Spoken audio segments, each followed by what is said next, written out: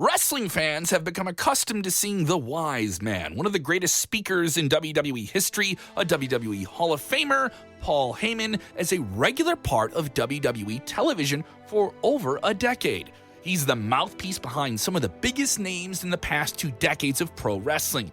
Even great talkers like CM Punk, who didn't need a mouthpiece, had him at their side. But he doesn't have a 100% record of loyalty in that area. We even did a video breaking down all of the betrayals that Paul Heyman has done to some of the wrestlers he's managed over the years. You can check that out on our channel. But if nothing else, Paul Heyman is a great talker. Such a great talker, in fact, that he often causes some fans to overlook some of the past transgressions, issues, and things he's had not only as a manager, but also as a wrestling promoter. Remember, this is the guy who started the original, highly influential ECW, taking it over from Eastern Championship Wrestling and turning it into Extreme Championship Wrestling, which many feel was the spark that lit the fire under WWE and WCW's butts to really get going with the Monday Night Wars and bring on the Attitude Era. But there was one serious issue he had with one specific loyal ECW wrestler, and it's a pretty crazy story. We're gonna get into it. One that at one point maybe even threatened his life. Oh, trust me, it's as crazy as it sounds. You're watching Sportskeeda Wrestling. I'm Kevin Kellum, and today we're looking back at the time Paul Heyman almost got shot at WrestleMania. Before we go any further, we mean this. We mean it. You better hit subscribe. Come on. Hit that little subscribe button. Click the little bell icon. Ding, ding, ding, ding, ding. So you know when we drop new videos just like this. And let us know what you think of this story in the comments below. Maybe even suggest some other crazy wrestling stories that we should cover in a future video. So let's get into it. In 2001, in the dying days of the original innovative ECW, they filmed their final show at the Hammerstein Ballroom in New York City on January 7th of that year, but closed completely 2 months later due to financial struggles. Reportedly, Paul Heyman dipped, as the kids say, cutting off communication from most of the roster that he reportedly still owed money to. Though he did find time to film scenes for the 2002 Rollerball movie, a cinematic masterclass.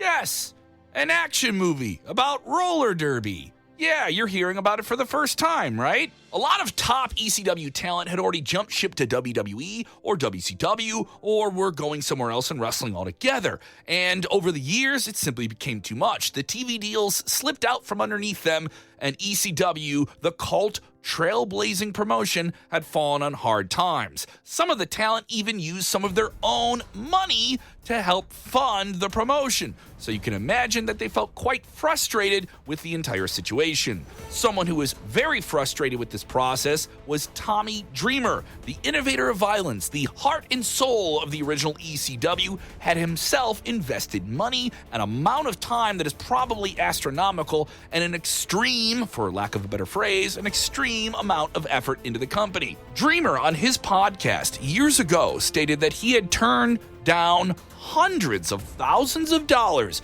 for a big money deal with WCW to stay loyal to Heyman and ECW while eventually putting his own money into ECW. According to ECW veteran Stevie Richards, Dreamer was like a player office member of the ECW roster, not just performing in the ring, but heavily behind the scenes, running all of the company's merchandise business out of his parents' home.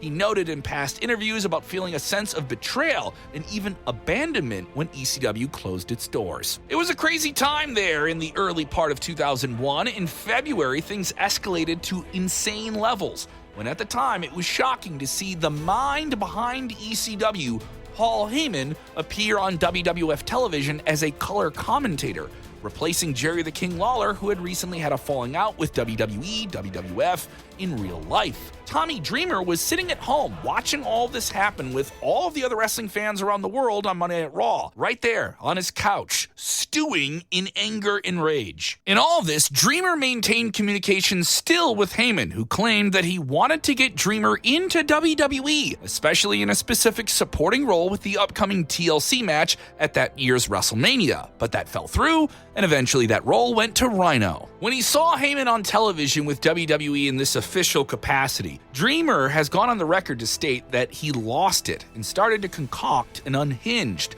sinister, very, dare I say, evil plot to eliminate his former boss. Clearly not in a good mental place, Dreamer decided to legally purchase a firearm and hatched a plan to take Heyman out for real, live at WrestleMania. According to the man himself, he planned to sneak into the Houston Astrodome, the host of WrestleMania 17, and allegedly shoot Paul Heyman in the back of the head live on worldwide TV and pay-per-view.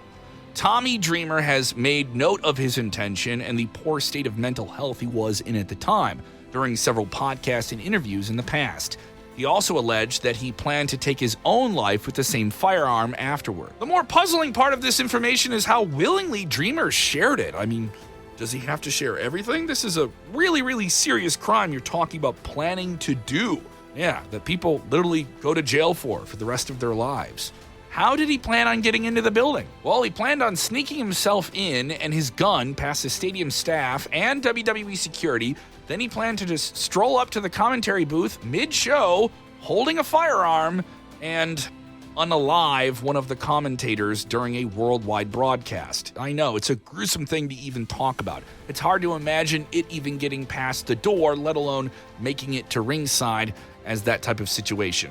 Likely, and hopefully, if he actually went through with this, he would be detained by security or someone who says, hey, that's Tommy Dreamer, and why does he have a gun? Obviously, this is all in retrospect as something that didn't happen. So what stopped Tommy Dreamer from carrying out his alleged unhealthy plot at the time? That would be good old JR, Jim Ross, the head of WWE Talent Relations at the time, who was very much living up to his nickname here.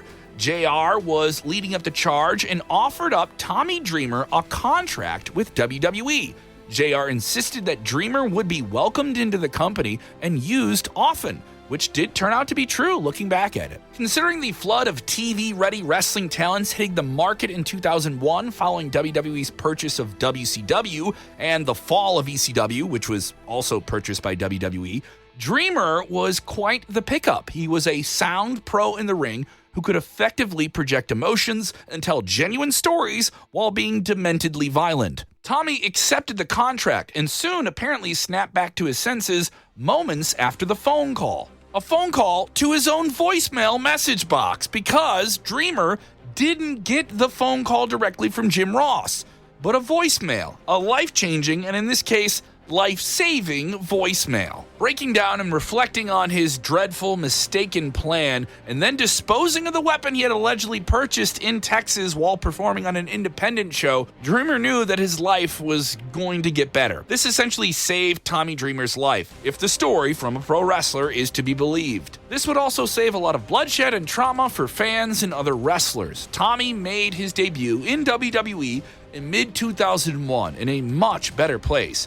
He hung around the background of the Invasion storyline before carving out a decent run for himself in the company with regular, consistent TV time and a few championship reigns to his name.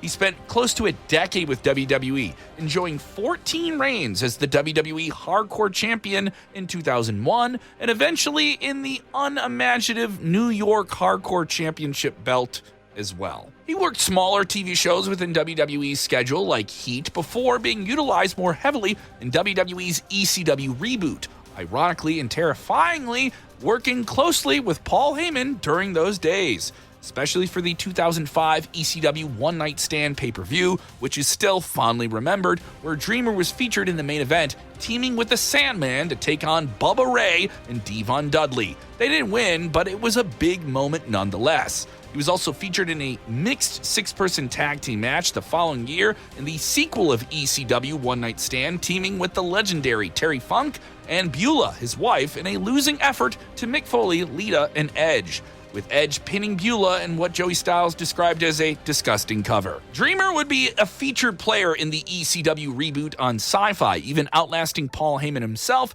who had dismissed himself after the disaster that was December to Dismember in 2006. Yeah, the ECW reboot wasn't that great, but Tommy Dreamer being a part of it was special. He got himself a reign with the Silver ECW Championship in 2009, defeating Christian and holding the belt for close to 50 days. This was before Christian won it back at that year's Night of Champions. Following his release from WWE in 2010, Dreamer had multiple stints in TNA or Impact Wrestling, including a part of their own failed ECW reboot, and then started his own promotion, House of Hardcore. In 2019, he made a surprising appearance with All Elite Wrestling as a part of the Casino Battle Royale, and performed producer duties for Impact Wrestling, where he's a high-ranking executive and has helped helm the brand back to its reboot and reclaim of the TNA name. He is also a fixture on the coast-to-coast, around the world, and highly popular Busted Open talk show on SiriusXM satellite radio, covering the pro wrestling business and enduring roasting jokes from Bully Ray on a regular basis. The point of this whole tangent is that Tommy Dreamer, a man who truly poured his passion into the pro wrestling business and sometimes verged it into very dark places as we covered here, managed to have a very strong career after the original ECW heyday. He was able to find regular work inside the wrestling industry, both in and out of the ring. But none of this would have happened if he simply didn't get that voicemail back in 2001. And we're sure Paul Heyman, who himself is now one of the biggest names in the industry, is pretty glad that Tommy Dreamer got that voicemail for obvious reasons. He might have never been the advocate for Brock Lesnar, or the wise man to the tribal chief Roman Reigns, or walked CM Punk out to the ring for a WrestleMania main event, had Dreamer simply not checked his voicemail. It's also worth noting in all of this, Jim Ross did not know about Tommy Dreamer's plan. It was completely by random. Stevie Richards, in his own recollection of this entire wild story, called it divine intervention. Of course, this is wrestling, so you'd be forgiven for thinking that Tommy Dreamer is working all of us with a wild, exaggerated, pro wrestler tall tale story. But it's hard to say for sure, considering how he's been open about his mental health struggles at the time, and how his own House of Hardcore podcast laid the entire story out, and he also did it during an interview with Chris Van Vliet. No charges were made, nobody seems to be mad about it, but Tommy expresses his regret and seems to be forgiven. But what is true here is the testament to the importance of one's own psychological well-being, the balance of mental health, the high pressure you feel in a career that is very much more than a career, but the passion of your life, and how it takes a toll on you to simply not get that same passion back from the business that you've put so much into, not only physically, but mentally. It's evidence in the integral struggles of just being impactful, and also the external ones that we sometimes see in front of us as fans. And if nothing else, it stands as a stark reminder that mental illness is a very real problem, and that if you're experiencing similar dark thoughts or just generally feeling the strain, you should never be afraid to reach out and seek assistance. You'll rarely find judgment, and you'll probably find the help you need, medical or otherwise. Thank you, and be safe. And that's it for this video. What did you think of this story?